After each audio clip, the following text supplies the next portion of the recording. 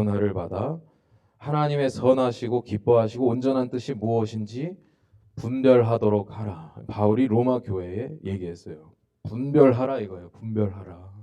그 로마의 식민지 통치를 받으면서 이 사람들이 신앙을 키워가고 있는데 그 식민 통치의 중심지가 어디예요? 로마잖아요. 분별하라. 분별하라. 분별이 필요했던 곳이었고 분별이 필요했던 시대였어요. 2000년 전에 야고보는 야고보서를 통해서 우리한테 이렇게 얘기를 하는데 이게 오늘 본문입니다. 야고보서 5장 7절 우리 큰 목소리로 함께 읽도록 하겠습니다. 시작. 그런즉 너희는 하나님께 복종할지어다. 마귀를 대적하라. 그리하면 너희를 피하리라. 한 번 더 읽습니다. 시작. 그런즉 너희는 하나님께 복종할지어다. 마귀를 대적하라. 그리하면 너희를 피하리라. 아멘. 자, 2000년 전 예루살렘 교회의 목사였던 야고보. 이 사람은 예수님의 형제로 알려져 있습니다. 예수님이 장자였으니까 그 예수님이 동정녀 마리아에서 태어나고 그 다음에 나왔던 동생이었던 거예요. 자, 그런데 이 야고보는 교회에게 이렇게 말했어요. 마귀를 대적하라. 자, 야고보의 말은 마귀를 대적하라 라는 명령형입니다.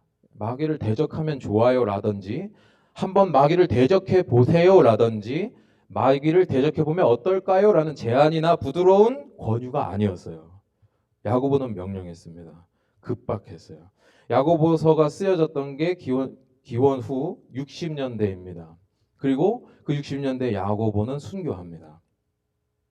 사람들이 이 야고보의 신앙을 보고 그를 핍박하는데 성전 꼭대기에 그를 올려요. 그리고 밀어버려요. 성전 꼭대기에서 떨어진 야고보가 아직 살아있어요. 비틀거리고 꿈틀거리고 있는데 그러고 있으니까 사람들이 와가지고 돌로 쳐 죽입니다. 야고보를. 자, 야고보는 자신의 죽음이 얼마 남지 않은 상황에서 야고보 서신을 쓰는 거예요. 마귀를 대적하라. 급박한 일이라는 거예요. 그만큼 시급한 일이라는 거예요. 자, 2000년이 흘렀지만 오늘날 이 시대를 살아가는 저와 여러분한테도 이 말씀은 똑같아요. 똑같이 우리 삶에 적용되는 말씀이에요. 마귀를 대적하라. 여러분, 우리를 부르신 하나님을 향해서 끝까지 달려가시며 마귀를 대적하며 싸워 이기는 저와 여러분 되시기를 주님의 이름으로 축원합니다. 오늘날 마귀를 대적해야 되는데 대적하기는커녕 마귀와 동조하고 분별하지 못해 심지어는 동거하기도 하고 야고보는 그럼 우리를 향해 어쩌면 이 말씀을 오늘 하고 있는 것일지 몰라요. 그래서 저는 그 설교를 오늘 저한테 하는 겁니다. 마귀를 대적하라. 둔해진 나한테 하는 거예요. 이 둔감해진 나의 영한테 명령하는 거예요. 마귀를 대적하라. 그리하면 피하리라. 여러분, 마귀를 대적한다. 그리하면 피하리라 라고 했어요. 대적하면 마귀는 우리를 피해간다 했어요. 이 말은 즉 이런 뜻도 돼요. 우리가 마귀를 대적하지 않으면 그들은 우리를 피하지 않는다는 얘기가 돼요. 마귀를 대적할 때 그들이 피할 거니까 대적하지 않으면 마귀는 우리를 안 피한다는 거예요. 마귀는 그들의 삶에 역사한다는 거예요. 대적하지 않으면 마귀는 정복한다는 거예요. 대적하지 않으면 우리는 마귀의 권역에서 벗어날 수 없다는 얘기가 돼요. 여러분, 마귀를 대적하시길 바랍니다. 어떻게 마귀가 역사하느냐? 가장 치명적인 방법으로 역사합니다. 가장 치명적인 방법으로. 가장 치명적이라는 거는 뭐냐면 가장 눈치채지 못하는 방법이라는 거예요. 가장 눈치채지 못하고 가장 늦게 깨달아서 후회도 소용없을 방법으로 마귀는 역사한다. 복음서를 보면 가롯 유다가 예수님을 팔아 넘기는데 성경은 뭐라고 얘기를 하냐면 마귀가 그에게 예수님 팔 생각을 집어넣었다. 이렇게 얘기를 해요. 생각을 집어넣었다. 가장 대수롭지 않아요. 가장 눈에 띄지 않아요. 아무도 몰라요. 나 말고는 알 수 없는 방법이에요. 생각이 뭐 어때서? 감정이나 마음이 뭐 어때서? 마귀는 그걸 파고든다는 거예요. 우리가 흔히들 착각을 하는데 생각을 스스로 한다고 하는 거예요. 우리 생각은 내 마음대로 한다. 내 마음대로 생각할 거. 이거 착각입니다. 자, 증명해 볼 수 있어요. 여러분, 사과를 떠올리지 말아 보십시오. 라고 하면 사과를 일단 떠올리고 본다는 거예요. 생각은요, 내 마음대로 되지를 않아요. 그러니까 영국의 영적인 거장이었던 마틴 로이드 존스 목사는 성도들한테 이 말을 해요. 착각하지 마십시오. 스스로 생각을 통제한다는 착각. 우리가 생각을 완전히 붙들고 있다는 착각하지 마십시오. 생각은 영적인 거라. 영적인 존재가 우리의 생각에 침투한다는 걸 여러분 아시기 바랍니다. 마틴 로이드 존스 목사가 얘기를 해요. 그 사람이 얘기를 하는데 이게 비과학적이라고 할 수도 있어요. 그런데 그거 아세요? 마틴 로이드 존스는 29살에 영국 의학 박사를 취득한 사람이에요. 왕실에서 인정한 사람이고 왕실을 들었던 최고의 그 나라 의사였어요. 그 길을 포기하고 목사가 되는 거예요.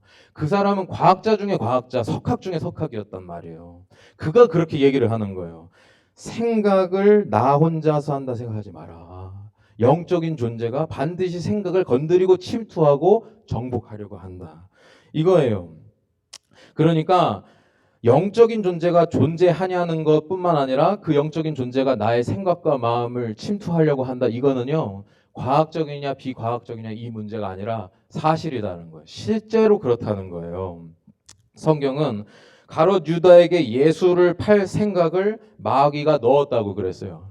요한복음을 봐도 마귀가 그 생각을 넣었다고 처음엔 얘기하고 나중에는 뭐라고 얘기하는 줄 아세요? 마귀가 그 안에 들어갔다고 얘기를 해요. 생각을 통해서 들어간다는 거예요. 마귀는. 여러분, 마귀의 전략은 바로 그 대수롭지 않은 것. 아무도 몰라. 아무도 알아보지 못해. 오직 나만 알고 나도 모른 척하면 그만인 그거. 생각. 바로 그것이에요. 마귀는 그걸 이용한다는 거예요. 만약에 마귀가 그렇게 교묘하지 않았다면 어땠을까? 유명한 신학자인 헬무트 틸리케는 이렇게 얘기를 해요. 마귀는 우리를 향해 지옥문을 들고서 달려들지 않는다. 이렇게 얘기를 해요. 활활 타오르는 그 지옥문을 들고서 우리한테 마귀가 달려온다면 여러분 마귀 안 피할 자신 있으세요? 안 피할 자신이 없는 거예요. 저게 맞으면 죽는구나. 저게 맞으면 지옥 가는구나. 피할 수밖에 없다는 거예요. 내 눈에 다 보이면 내가 꿰뚫어 보고 있다면 나는 당연히 피한다는 거예요. 그러나 마귀는 그렇게 달려들지 않는다는 거예요. 여러분 사람은요. 뇌에서 이 오감을 통해서 정보를 처리하는데 눈에서 70%의 정보를 처리한다고 그래요. 귀에서 15%의 정보를 처리한다고 그래요. 나머지의 감각들이 그 15%를 가지고 조금씩 정보를 처리한대요. 가장 많은 정보를 처리하는 게 어디예요? 눈. 그러니까 마귀는 보이지 않게 역사한다는 거예요. 가장 안 보이는 거. 그리고 들리지 않게 역사한다는 거예요. 너만 알고 있어.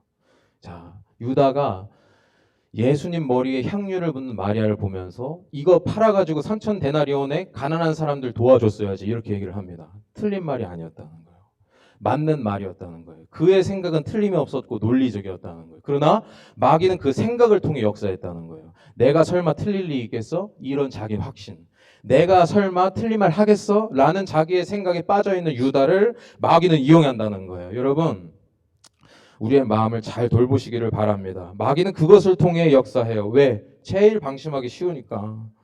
제일 방심하기 쉬우니까. 그래서 잠언 24장에 그렇잖아요. 무릇 지킬 만한 것 중에 뭐를 지키라고? 마음을 지키라고. 생명의 근원이 이에서 남이라.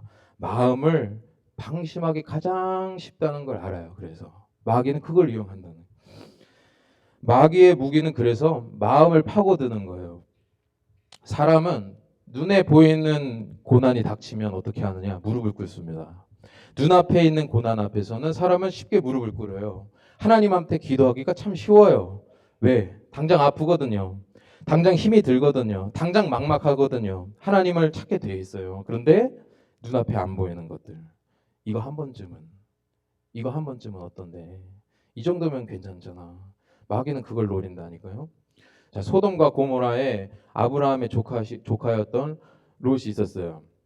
자, 그런데 이 하나님께서 소돔과 고모라를 심판하실 때 이 롯이 자기 딸들이랑 이 도망을 칩니다. 자기 아내도 데리고 도망을 칩니다. 근데 하나님한테 롯이 뭐라고 얘기를 하냐면 하나님의 사자는 저 산으로 피하라고 그래. 그런데 롯은 뭐라고 그러냐면 나는 저 산까지는 갈 자신이 없고 여기 작은 동네 있죠. 하나님 이 성은 작잖아요. 소돔과 고모라는 엄청나게 큰데 여긴 작잖아요. 이 정도면 괜찮겠죠? 하나님 전 여기서 살게요. 소알이에요. 소알. 이게 뭐냐면 작다라는 뜻이에요. 자, 롯은 이 정도면 괜찮겠지라는 생각을 하고 있었어요. 그리고 하늘에서 떨어지는 그 불유황을 보게 되는 거예요. 가까이서. 그러니까 여기 있다가 나도 타버리겠구나. 여기 있다가는 내가 죽겠구나. 그때 깨닫는 거예요. 그리고 나서 산으로 도망치기 시작해요. 진작에 갔으면 좋았을 텐데. 이 정도면 괜찮겠지라는 작은 생각. 이 정도면 안심이야 라고 생각한 이 롯의 자기 확신. 마귀는 그것을 통해서 역사한다는 겁니다. 여러분 분별하시기를 바랍니다. 야고보는 그래서 이 믿음을 지키는 것이 단순히 나의 신념을 선포하거나 사람들 앞에서 구호를 외치는 게 아니라 나의 믿음을 지키는 것은 내 안에 영적인 싸움이라는 것을 알았어요. 그래서 야고보서 4장 1절에 뭐라고 얘기를 하냐면 우리 함께 읽어볼까요? 시작. 너희 중에 싸움이 어디로부터 다툼이 어디로부터 나느냐? 너희 지체 중에서 싸우는 정욕이 나는 것이 아니냐? 아멘. 너희 지체 중에서 싸우는 정욕으로부터 나는 것이 아니냐? 자, 싸움은요 정욕으로 나는 거예요. 자, 내 마음대로 해봐야지. 자, 내 뜻대로 돼야지. 여기서 싸움이 난다는 거라니까요. 근데 야고보는 싸워야 할 싸움이 있고 싸우지 말아야 할 싸움이 있다는 걸 알았어요. 이 말은 뭐예요? 분위기상 그렇게 싸우지 말라는 거거든요. 그렇게 싸우지 말라는 거거든요. 그러면서 야고보는 5장 7절에 오늘 본문 마귀를 대적하라. 우리가 싸워야 할 대상은 뭐예요? 마귀라는 거예요. 우리가 싸워야 할 대상은 우리의 생각을 이용하고 보이지 않는다는 그 한 가지 이유만으로 교묘하게 우리의 삶을 전복시켜 놓고 망하게 만들어버리는 마귀를 대적해야 된다고 얘기를 하는 거예요. 여러분 분별하시고 마귀와 싸워 이기는 저와 여러분 되시기를 축원합니다. 예수님의 생전에 이 야고보는 제자가 아니었습니다. 야고보는 어떻게 보면 가장 혼란스러웠던 사람들 중에 하나였어요. 자기의 형이 하나님의 아들이라는 걸 받아들일 수가 있었을까? 자기는 목수였던 요셉, 아빠의 아들, 친아들, 그 혈육인데 이 나의 형이라고 하는 예수는 하나님의 아들이라는데 그거 받아들이기 쉬웠을까? 쉽지 않았을 거라고 봐요. 그래서 야고보는 부활하신 주님을 보고 신앙을 가졌던 자인데 그럴 것이 얼마나 혼란스러웠겠어요? 자기 형 예수가 하나님이라는 사실, 하나님의 본체라는 사실을 여간해서는 믿기 힘들거든요. 초월자라는 그것을 내 눈앞에서 형의 모습으로 받아들이기가 쉽지가 않거든요. 그래서 생전에는 예수님을 대놓고 대적하지는 않았지만 그 형을 의심하고 그 형을 받아들이지 못했던 것이 성경에 그대로 나와요. 요한복음 7장 5절. 이는 그 형제들까지도 예수를 믿지 아니함이라.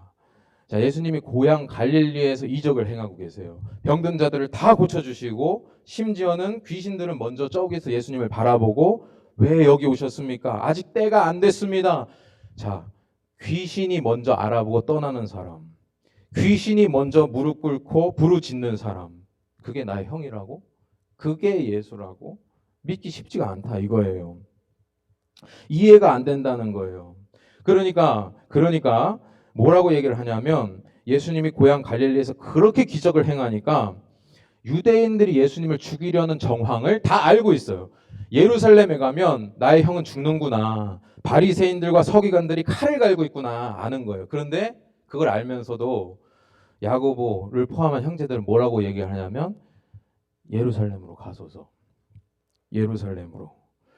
형이 그곳에 가면 죽는 걸 알면서도 형을 사지로 모는 거예요. 예수님이 그곳에 가면 위협받는다는 것을 알면서도 그 예수님한테 예루살렘으로 가소서. 여기서만 이럴 게 아니라 거기서도 기적을 행하라 이거예요.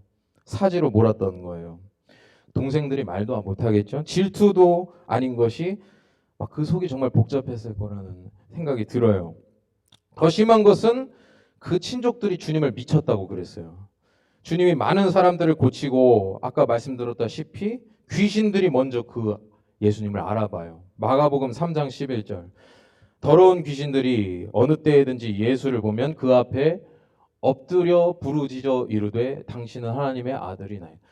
더러운 귀신들이 예수님 앞에 엎드려 부르짖는다. 예수님이 가기도 전에 저 멀리서 예수님 오시는 것을 보고 알아봐요. 그리고 엎드려 부르짖어요.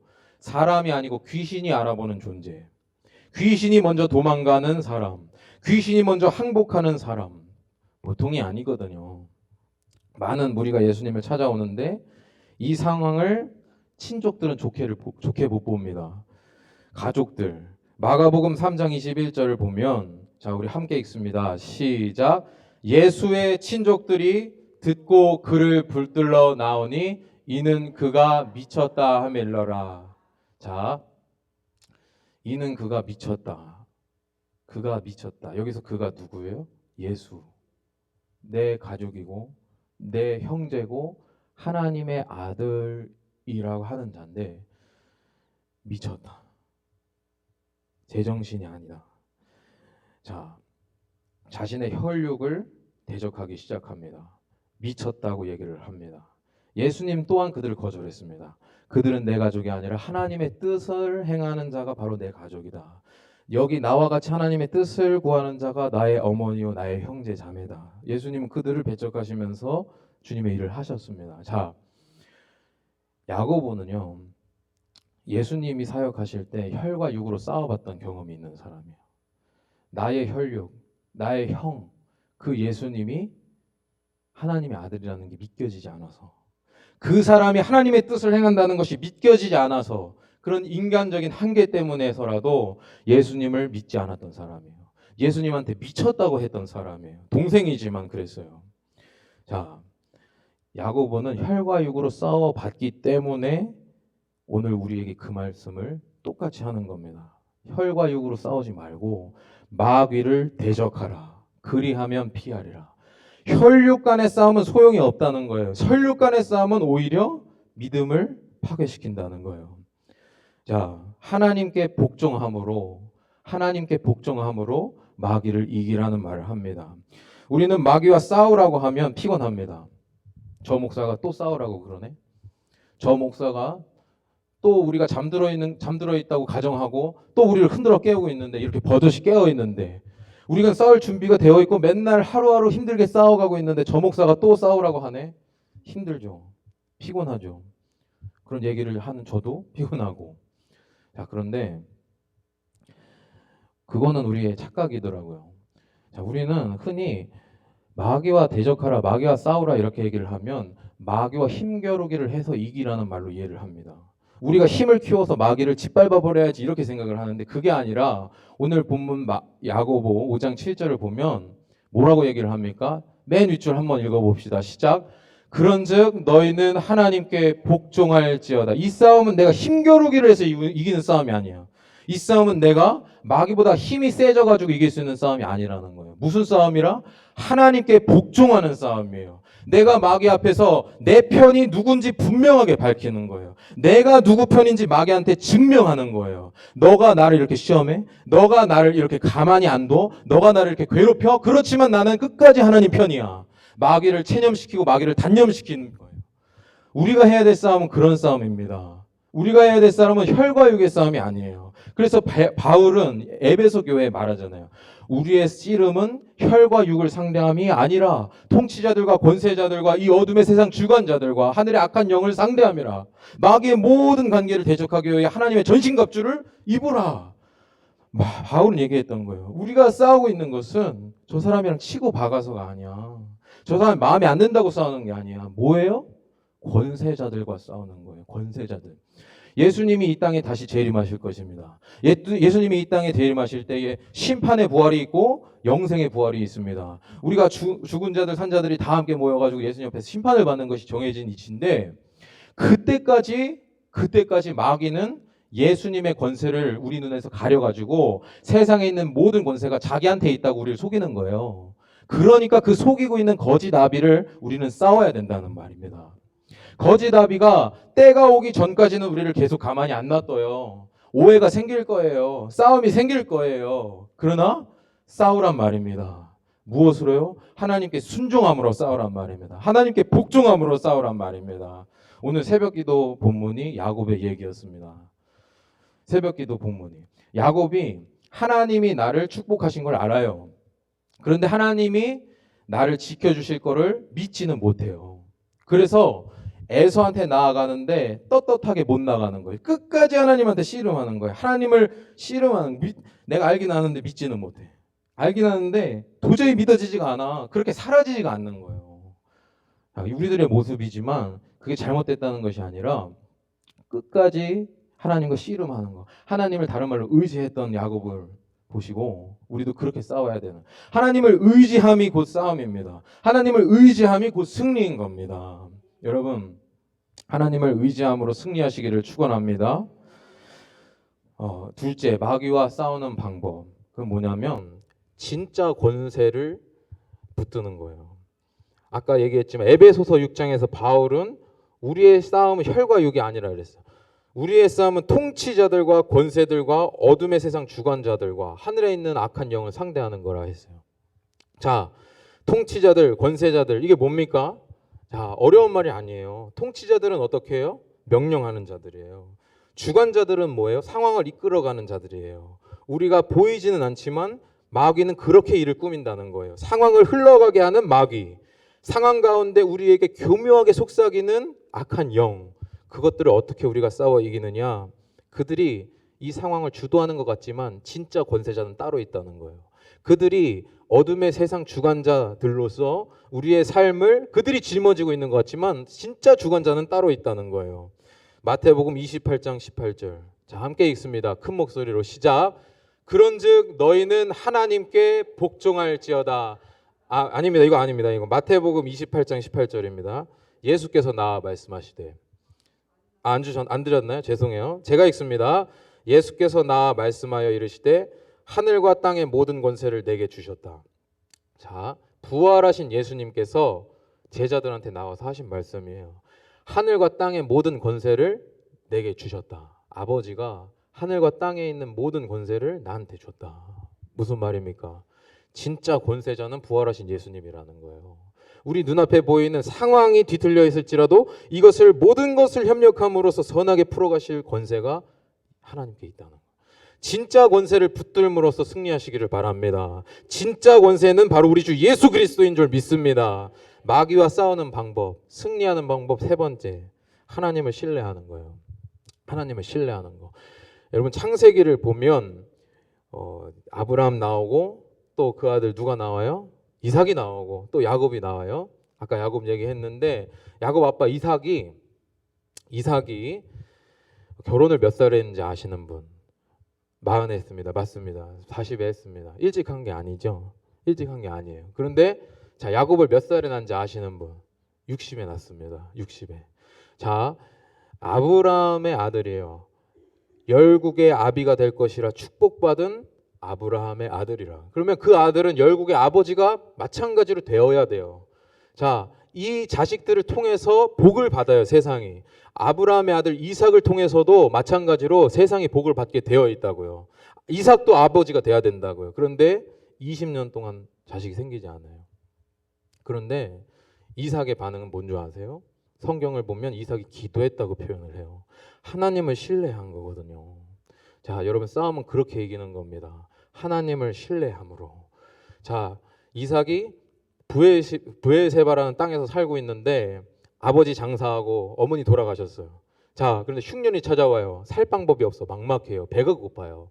그러니까 어디가 보이냐면 저기 아래에 있는 그 이집트 애굽 땅이 보이는 거예요. 나일강이 흐르고 정말 사람들이 잘 사는 그 땅을 가고 싶은 거예요. 왜?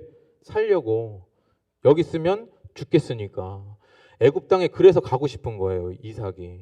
그래서 애굽 땅으로 걸어가고 있는데 그랄이라는 중간 도시가 있어요. 거기에 머무르고 꿈을 꾸는데 하나님이 이삭한테 나타나요. 너는 열국의 아비가 될 거라는 아브라함의 축복을 이삭한테도 해줘요. 그리고 나서 이 땅에서 머물라고 그래요. 가나안 땅을 너한테 줄 거니까 애굽 땅 가지 마. 이렇게 얘기를 하세요. 자, 여러분들 그 말씀 들으면 애굽 땅 안 갈 것 같죠? 여러분 그 말씀 들으면 하나님이 나한테 그렇게 얘기하시면 더 이상 애굽 땅은 쳐다도 안 볼 것 같죠? 과연 그럴까?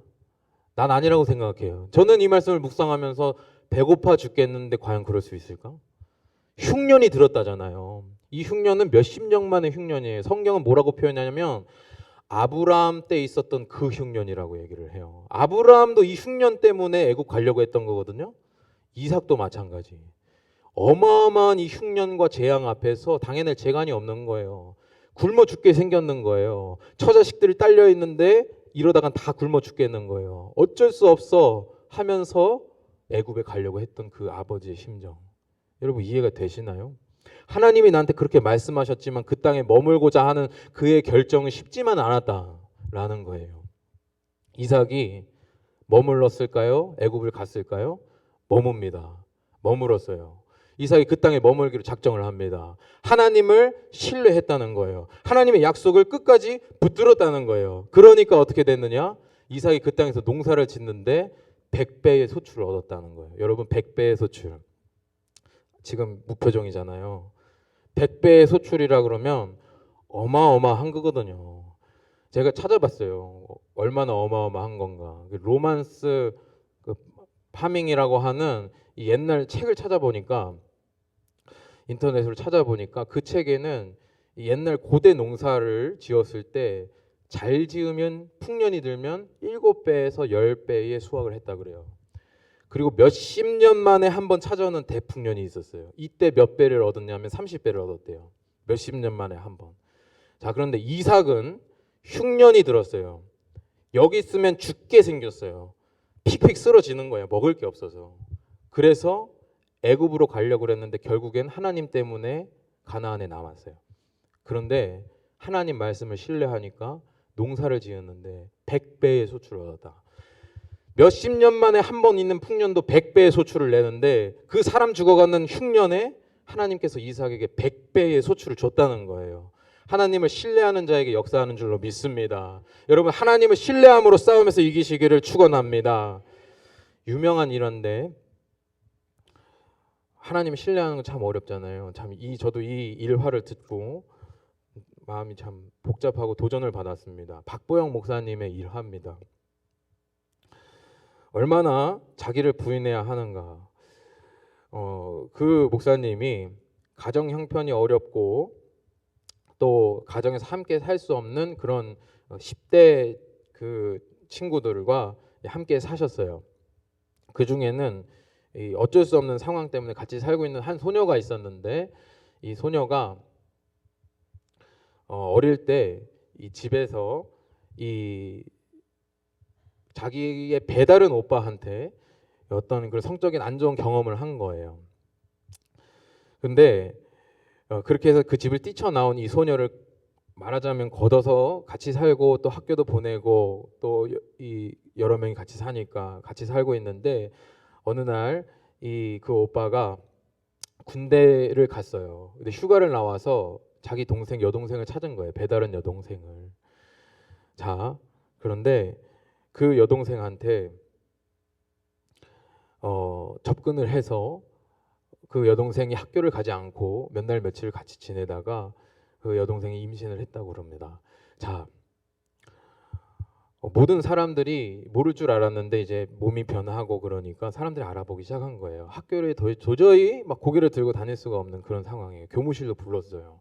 어떻게 된 일이냐? 집에서 도대체 무슨 일이 있었느냐 물어보니까 그 여학생이 뭐라고 얘기를 했냐면 같이 사는 목사님이 그랬다고 얘기를 했대요.